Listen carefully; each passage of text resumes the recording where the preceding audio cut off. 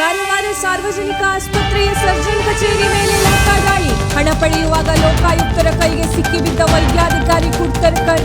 ರೋಗಿಗಳ ಹಾಸಿಗೆ ಟೆಂಡರ್ನಲ್ಲಿ ಕಮಿಷನ್ ಪಡೆಯುವಾಗ ಸಿಕ್ಕಿಬಿದ್ದ ವೈದ್ಯಾಧಿಕಾರಿ. ಗುತ್ತಿಗೆದಾರನಿಂದ 50,000 ರೂಪಾಯಿ ಬೇಡಿಕೆ ಇಟ್ಟಿದ್ದ ವೈದ್ಯಾಧಿಕಾರಿ ಶಿವಾನಂದ್ ಕುಡ್ತರ್ಕರ್. ಅಂಕೋಲಾ ಮೂಲದ ಗುತ್ತಿಗೆದಾರ ಮೌಸಿನ್ ಅಹಮದ್ ಶೇಖ್ ದೂರಿನ ಮೇರೆಗೆ ದಾಳಿ.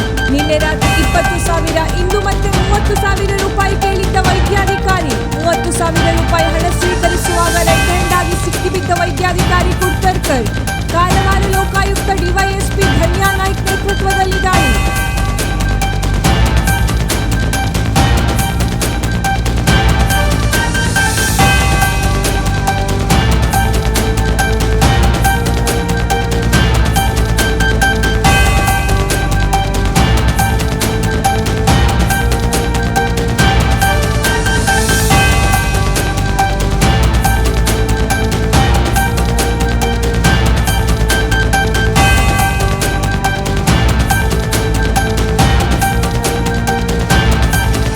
ವೀಕ್ಷಕ ಮಹಾಪ್ರಭುಗಳೇ, ನಮ್ಮ ಚಾನಲ್ ಅನ್ನು ಸಬ್ಸ್ಕ್ರೈಬ್ ಮಾಡಿ, ಶೇರ್ ಮಾಡಿ, ಪ್ರೋತ್ಸಾಹಿಸಿ.